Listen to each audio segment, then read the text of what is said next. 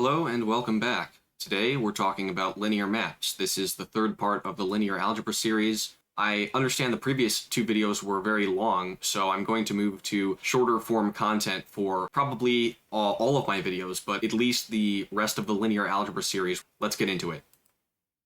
So we're going to talk about maps, and what a map is essentially a function that doesn't necessarily have to take numbers to other numbers. It could take any kind of object to another kind of object, but for the sake of our understanding, we're just going to think of maps as functions. So what that means is that we have a set of elements, which is called the domain, and another set of elements, which is called the codomain.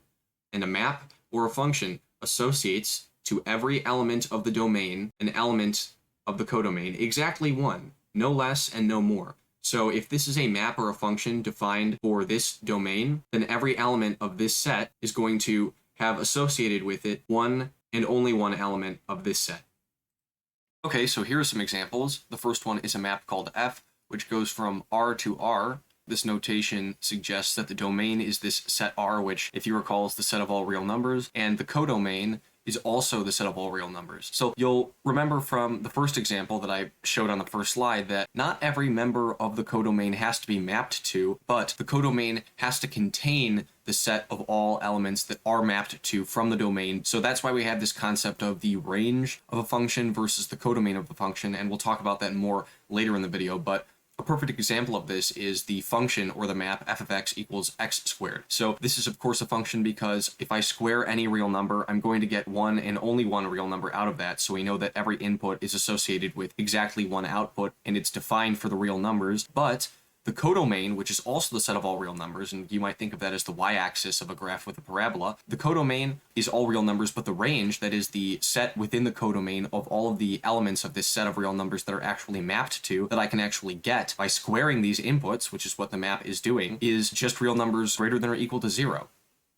Here's another example. This map called G, it goes from R2. This is the space of all two-component vectors with real number components. It goes from R2 to R. And so you can imagine that I'm taking in these two inputs, x and y, and I'm getting a one-dimensional output, exactly one for each combination of x and y, and each unique combination of x and y can be represented as an ordered pair on the xy plane. So you can imagine that this graph would be a three-dimensional graph where the xy plane is my domain or my input, and all of my outputs are different heights on a z-axis above that. So each one of these ordered pairs xy defines a unique input that is associated with exactly one output. All right, and those are in the codomain.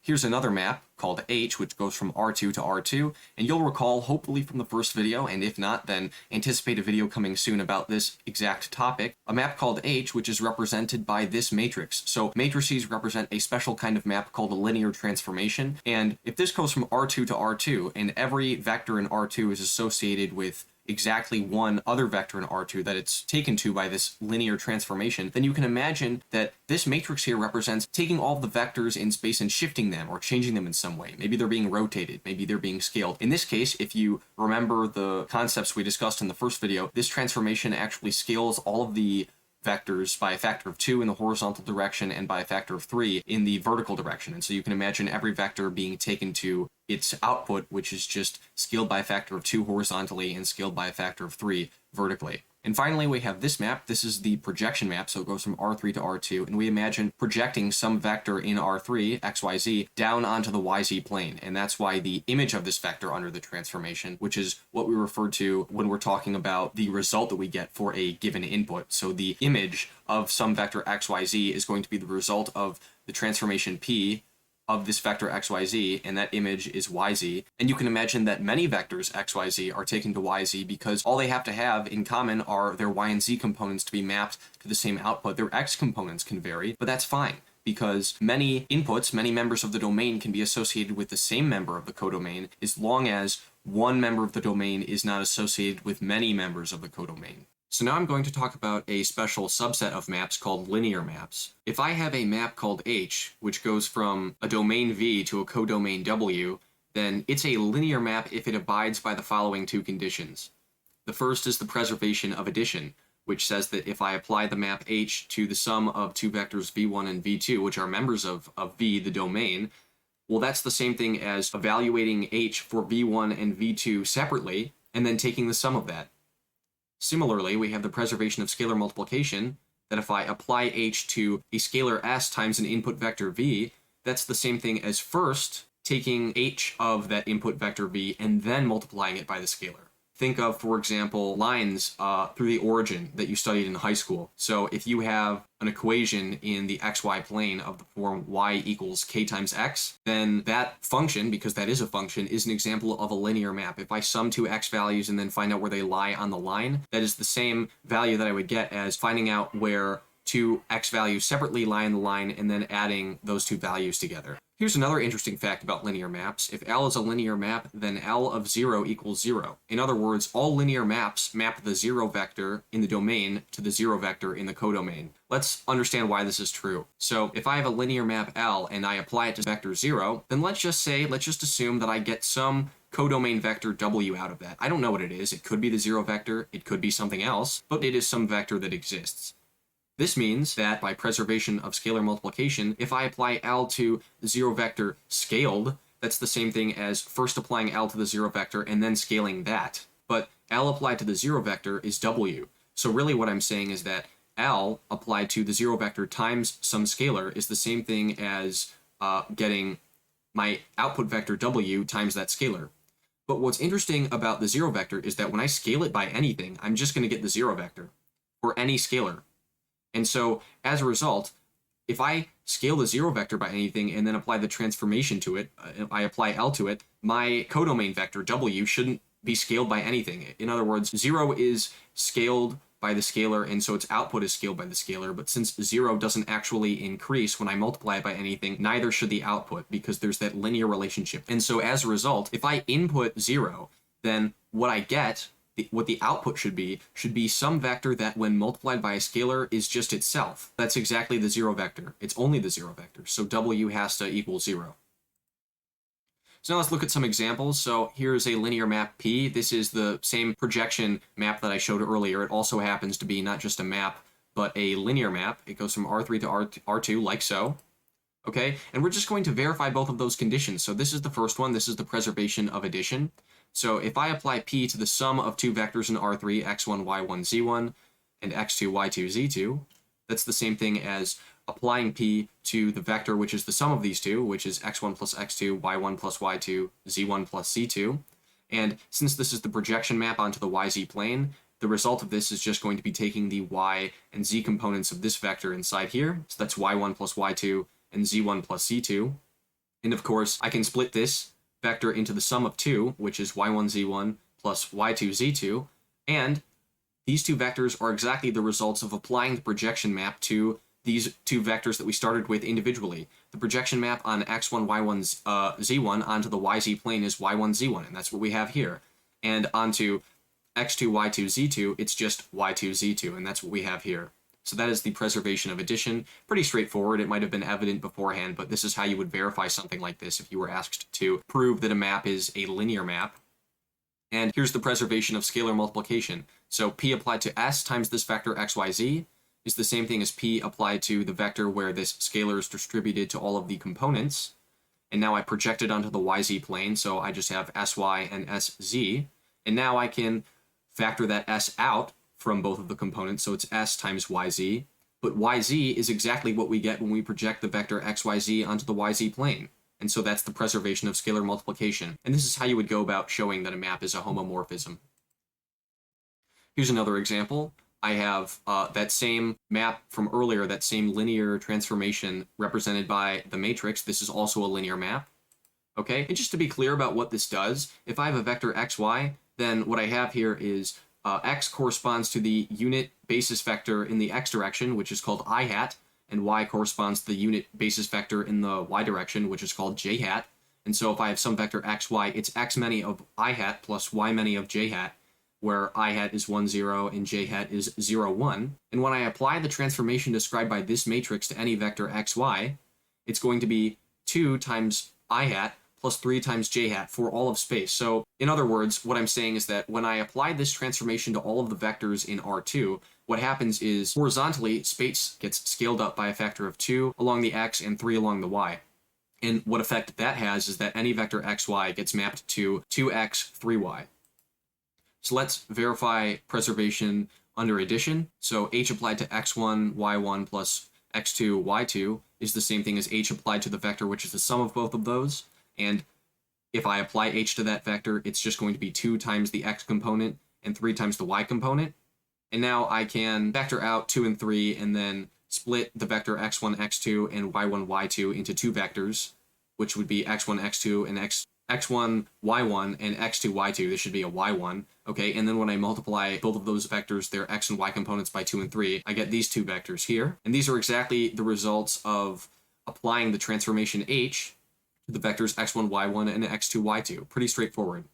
Same thing for scalar multiplication. I don't think I need to explain this again, but if you're interested, you could stop the video and just analyze what I've done here. But it's the exact same as in the previous example, very similar to what we did for addition. All right, so more about linear maps. If I have a space V sub n, which is the domain for a linear map, and n just specifies that it's n-dimensional, and it has a basis b1 to bn, and of course there are n many basis vectors because the number of vectors in the basis is the definition of the dimension of a space. And then I have another space, which is the codomain, Wn, so it's of the same dimension, and it has basis d1 to dn, then I'm going to assert that there exists a unique linear map H, which goes from V to W, such that every domain basis vector, b1 to bn, is taken to its corresponding codomain basis vector, bn to dn. The definition of this linear map goes like this. So if I have a vector v in the domain, and it's represented as a certain linear combination of the basis vectors of the domain with coefficients c1 to cn, then I'm going to define, this is a definition, this is an assertion, that its image under this transformation h of v is going to equal a linear combination of the codomain basis vectors with the exact same coefficients c1 to cn. And the reason why this is a homomorphism or a linear map is because this is well defined for all v, since all of these vectors v in the domain are represented uniquely with respect to the domain basis, and the domain basis and codomain basis have this nice correspondence between them where each of the basis vectors of the domain are sent to each of them in the codomain, and the representation with respect to both of the bases in the domain and codomain are the same for any vector v that undergoes this transformation, that this is well defined. And it's easy to verify that this is a linear map using the techniques that we showed earlier. And the other thing this tells us is that the action of a linear map is defined by its action on the basis, because this vector v is just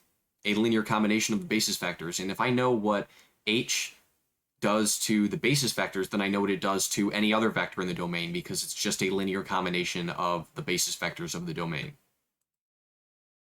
So we're going to talk about linear operators, which are just a subset of linear maps that map from one space onto itself. And so here's an example, the derivative operator, and this space P2 is the space of quadratic polynomials, and the derivative operator actually does map from the space of quadratic polynomials onto the space of quadratic or degree 2 polynomials. So if I have a degree 2 polynomial a0 plus a1x plus a2x squared, and I apply the derivative operator to it, then I get a1 plus 2a2x plus 0x squared. So in other words, the quadratic term just has a 0 coefficient. And if I imagine each of these polynomials as a vector where the components or the entries of the vector represent the coefficients in these polynomials, then a0, a1, a2 gets mapped to a1, 2, a2, 0. Here's another example. Pi is a map from R3 onto R3, and it looks like I'm projecting all of my vectors onto the xy plane, but I'm still specifying that we have this third component here. It's just that this third z component is 0. This isn't like the projection map that we saw earlier where it was R3 onto R2, because we're still specifying that the codomain is R3, and that's important.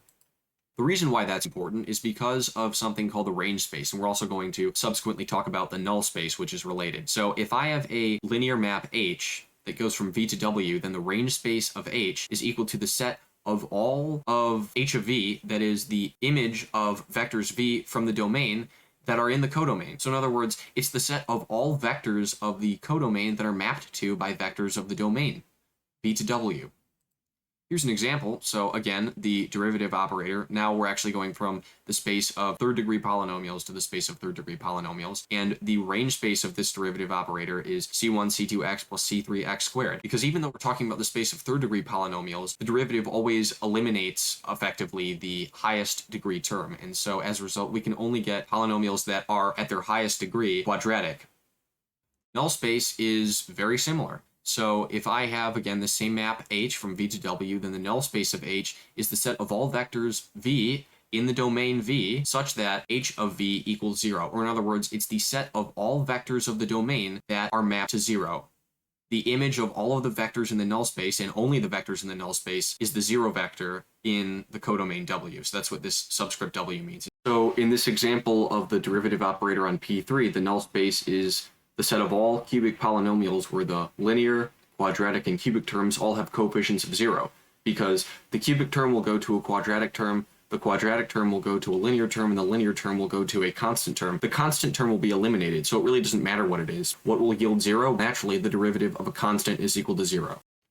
So now we're going to talk a little bit more about maps in a general sense. So originally, I talked about what a map was. It was a function. I had a space or a set which was the domain and a space which was the codomain, and every element of the domain was mapped to an element in the codomain. But now I have new conditions that will define maps in a more specific way. So an onto map, or a surjective map, is a map where every element of the codomain is mapped to by at least one element in the domain. So here we see that our codomain consists of x, y, and z, and you'll notice all of these x, y, and z are all mapped to at least once. They're all mapped to by at least one element in the domain. Z is mapped to by both b and d, and that's fine. It can be mapped to by two elements of the domain, but all that's important is that x, y, and z are each mapped to once. Conversely, we also have the concept of a one-to-one map, or an injective map. This is kind of like the opposite of that. It says that if I have my elements of the domain, then they are each going to map to elements of the codomain that have to be different. So A maps to Y, B maps to W, C maps to X. It implies that if the transformation applied to two elements of the domain is the same, then the two elements of the domain are also the same. Finally, we have the concept of a correspondence, or a bijective mapping, and this is a map that is both surjective and injective. So in other words, every element of the codomain is mapped to, and each element of the domain maps to a different element of the codomain. And so you can see that the name correspondence is quite fitting, because there is this sort of nice pattern of one element of the domain being associated perfectly with one element of the codomain. And this, when we're speaking in terms of linear maps, is a very special kind of map, not just a homomorphism, but a subset called isomorphisms. So isomorphisms are bijective linear maps. That's the video. In the next one, we're going to talk about computing linear maps and more applications and problem solving relating to what we discussed in this video.